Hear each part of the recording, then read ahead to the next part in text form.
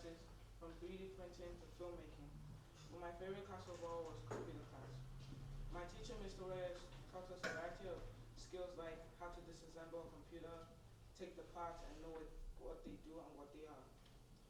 We learned that the CPU is the central processing unit of the computer, and which you can also call the brain, and the motherboard is the foundation of the computer. We didn't stop there. We pushed ourselves to learn even more things like the parts in a computer being called hardware and the programs in a computer being called software. Learning how to build a computer taught us essential skills like money designation, how to think ingeniously, and how to solve problems using our creativity and inventiveness. Making a computer can be cheaper and more affordable than buying one because then you can pick parts that best fit your type. In conclusion, I learned how to build a computer here at the Tech House with the help of my teachers and my family, and I'm glad I got the opportunity to be here. Thank you.